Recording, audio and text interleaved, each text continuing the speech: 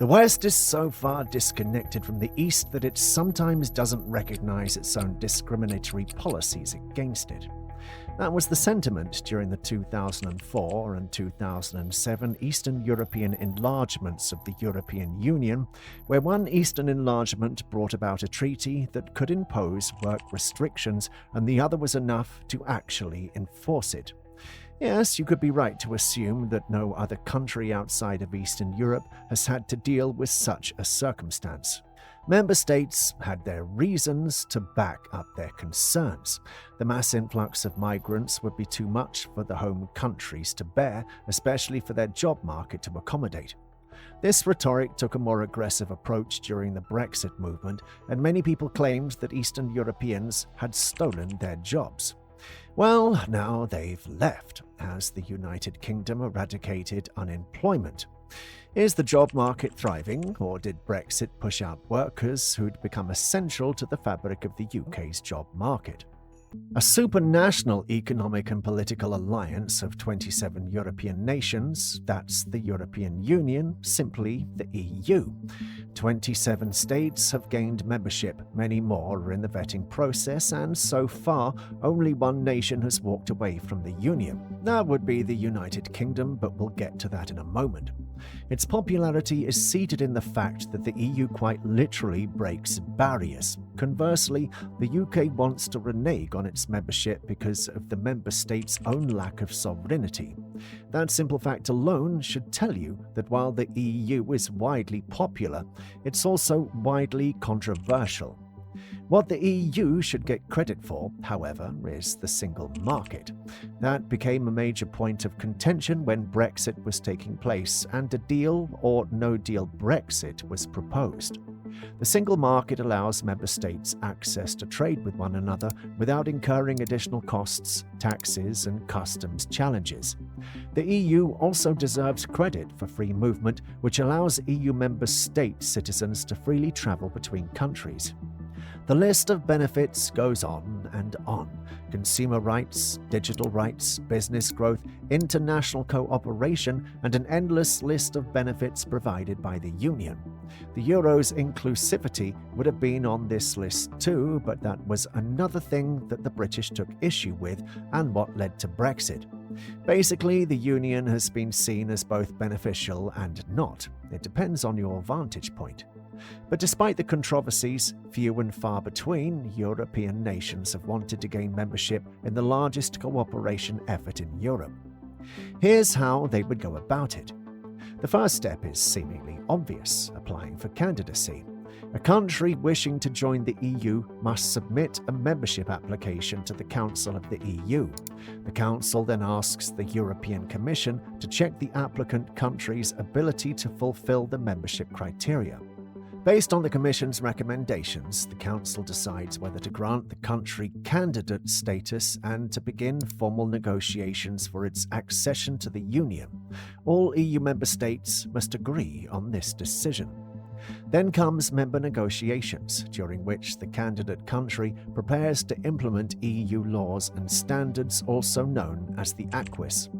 Throughout the negotiations, the Commission monitors the candidate's progress on these reforms and keeps the Council and European Parliament informed of this through regular reports and communications.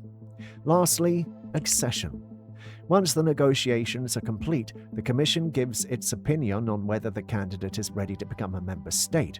If the Commission recommends that the candidate is ready, an accession treaty is prepared. This document details the terms and conditions of the country's EU membership. The accession treaty must then be approved by the European Commission, the European Council, and the European Parliament before being signed and ratified by all EU member states and the candidate country. The candidate country officially joins the EU on the date outlined in its accession treaty.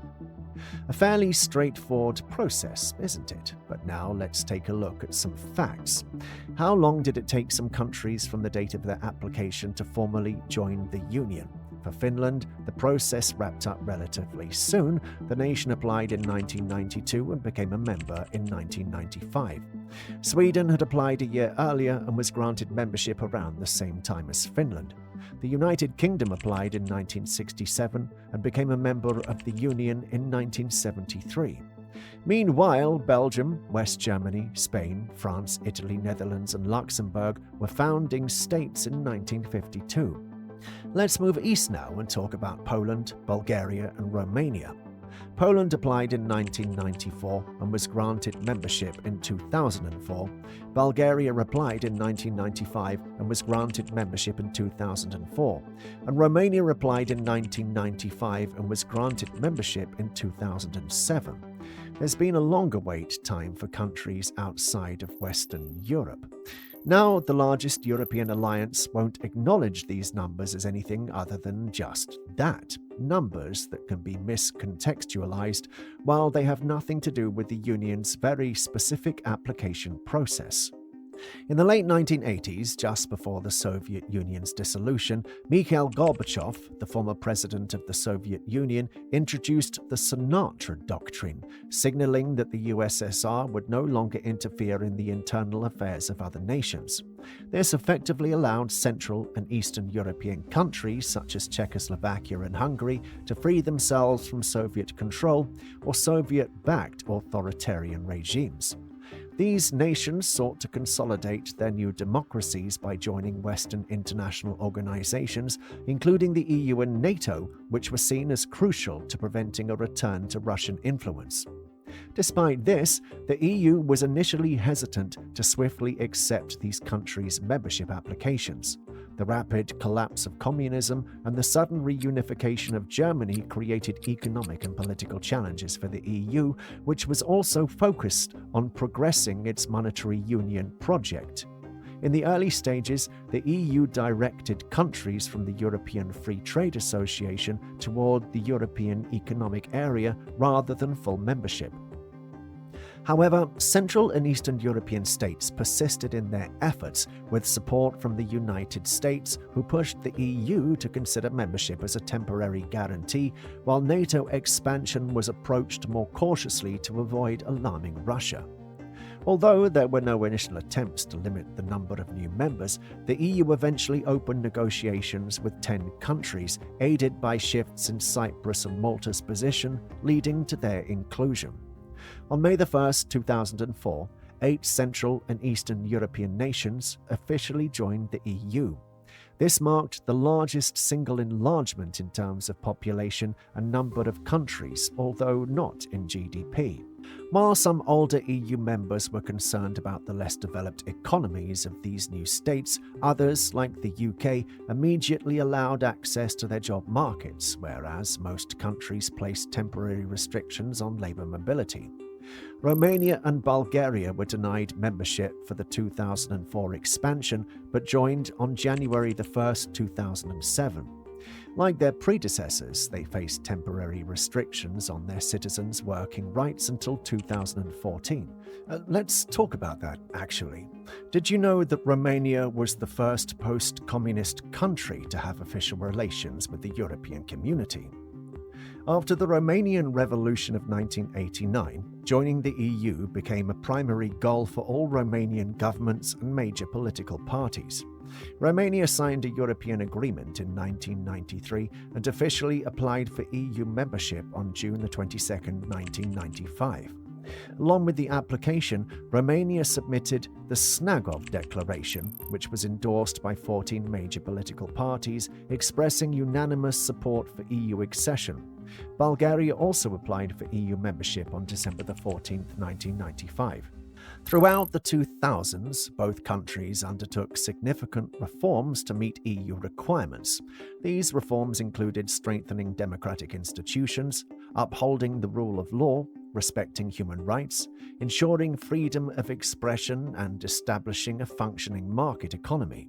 The aim of EU membership also affected their regional policies, leading Bulgaria and Romania to introduce visa requirements for several countries such as Russia, Ukraine, Belarus, Serbia, Montenegro, Turkey, and Moldova.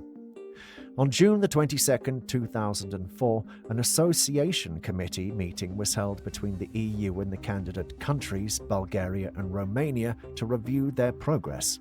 The meeting acknowledged that both nations had made considerable advancements in preparing for EU accession.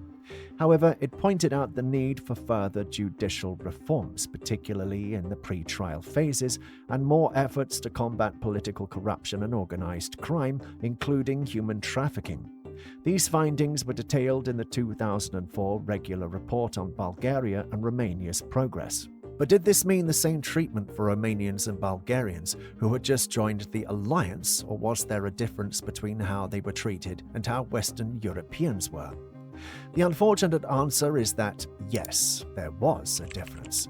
When Romania and Bulgaria joined the European Union on January 1, 2007, there were temporary work restrictions placed on their citizens by several existing EU member states.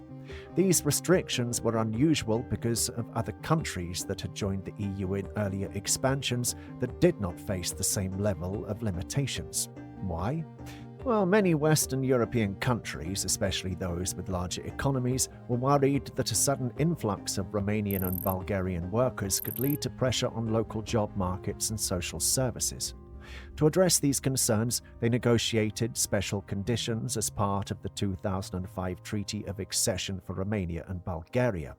This treaty allowed individual member states to impose temporary restrictions on the free movement of workers from these countries, lasting up to 7 years.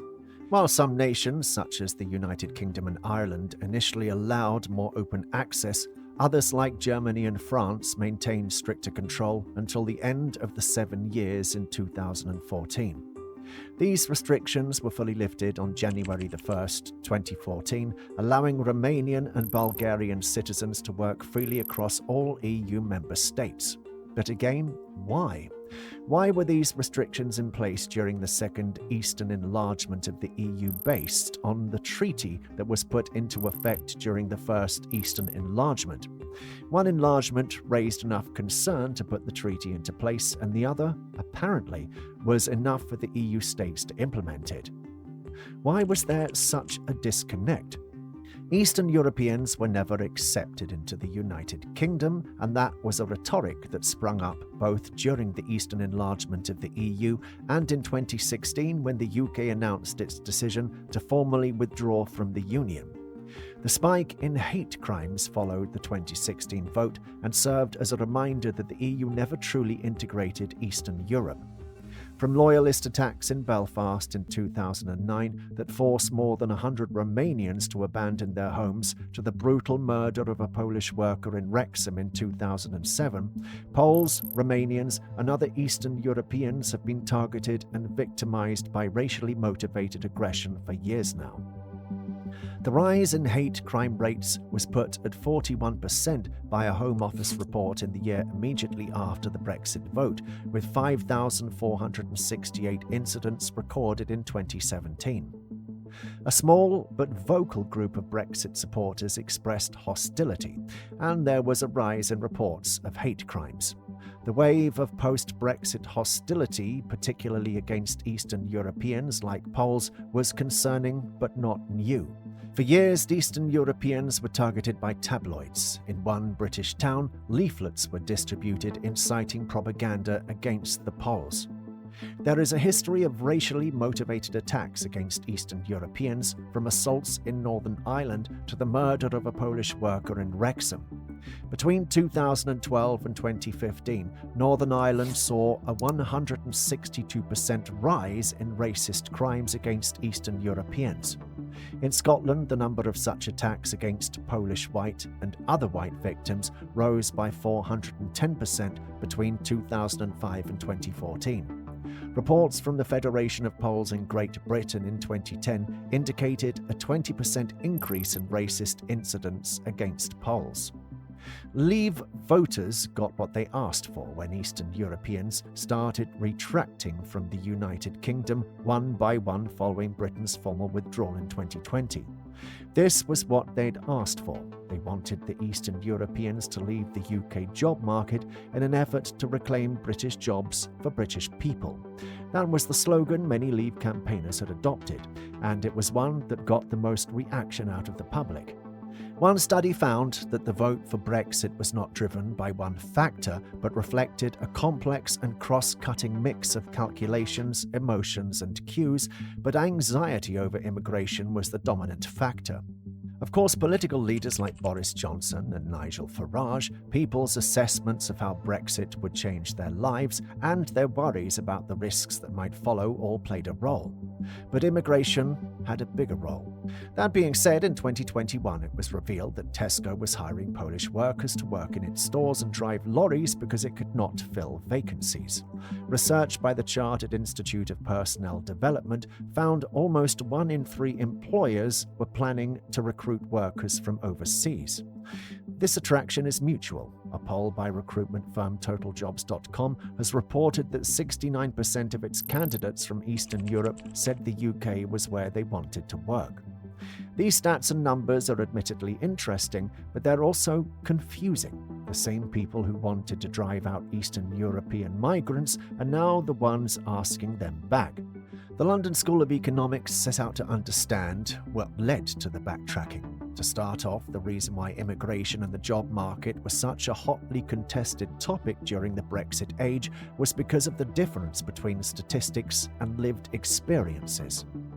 Statistically speaking, there's a nominal, although it does exist, effect of migration and migrant workers on the job market and wage differences. These stats were brought up by the Remain group in a bid to write off what the Leave group was suggesting as nothing more than sensationalism. But this was where lived experiences came in. Many people believe that the availability of new workers from Eastern Europe allowed employers to lower the bar, keeping pay levels down and offering temporary jobs or zero-hour contracts.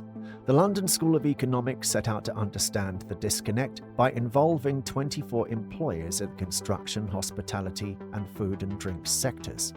Firstly, there'd never been a preference to hire Eastern Europeans over UK citizens. That was never the case, even with lower wages because of unionisations and wage laws in place anyway. No, the real reason why these sectors employed more Eastern Europeans was simply because they were the ones who were applying. It really was that simple, and it had nothing to do with widespread propaganda against the average British worker. In this case, statistics and lived experiences showed the same thing. More polls in construction, for example. For anyone who'd pass by a construction site and notice everyone speaking in Polish, it would have been easy to come to the conclusion that they only hire Poles, but that was never the case. Employers said they do not tailor their methods to recruit either migrants or local workers, but to maximize applications. Our employers rarely targeted migrants and did so only when shortages were most severe, typically by using agencies with EU migrants on their books. The same assessment found that employers were more readily accepting applicants who seemed eager to take up non-skill-based jobs. This might explain why Eastern Europeans would take up a majority of work in the hospitality industry. Concurrently, the reason why there'd be more Eastern Europeans in farming was because, simply, they were better at it. Eastern migrants would fly into the United Kingdom seasonally during harvest week because of the high demand for skilled workers. So while it's true that Eastern Europeans were getting work in the UK, it was never because of some grand conspiracy against the working-class Brit. Did the employers want local workers? Well, yes, they did. All 24 employers claimed that they would want to be able to give back to the community by hiring from within. But there were challenges. Unemployment nationally is around 4% as of 2024, and employers in areas of low population, including holiday destinations and food factories, lack a pool of locals of working age. Low pay and intrinsic features of work in low-skilled sectors also make local recruitment difficult, including the nature of work. We talked about zero-hour contracts a while ago. Let's expand. A zero-hour contract is a type of employment agreement where the employer is not obligated to provide a minimum number of working hours and the worker is not required to accept any hours offered. While this can suit some who seek flexible schedules, it often leads to job insecurity as workers may not receive consistent income or benefits. Zero-hour contracts are commonly used in sectors like retail, hospitality, and healthcare, where demand for staff can fluctuate. Based on the whole argument presented in this video, it's obvious who would benefit more from such contracts. Now, the employers in LSE's paper knew these were less acceptable to local workers than to migrants, but said that their business model demanded labor flexibility. Still, it's worth noting that the use of these contracts, especially over the last decade, has increased because of competitive pressure and not because of migration. That came as an after effect. It was never the cause. Next comes flexibility. Employers reported little difference between migrants and British workers in terms of productivity, work ethic, and commitment. However, EU migrants were found to be more flexible due to their mobility and short-term goals. They can adjust their hours more easily, unlike many British workers, making them more open to temporary or variable work arrangements. All this to suggest that Eastern Europeans had long been targeted as the enemy in several EU member states, Western states to be specific, and the UK was no different. Immigration was a major factor in the 2016 vote, and the rising cases of racist attacks were a major factor for Eastern Europeans to turn back and leave. But now that they've gone and the UK has formally exited the EU, employers are eager to call them back. What do you think? Will Eastern Europeans want to go back to the UK?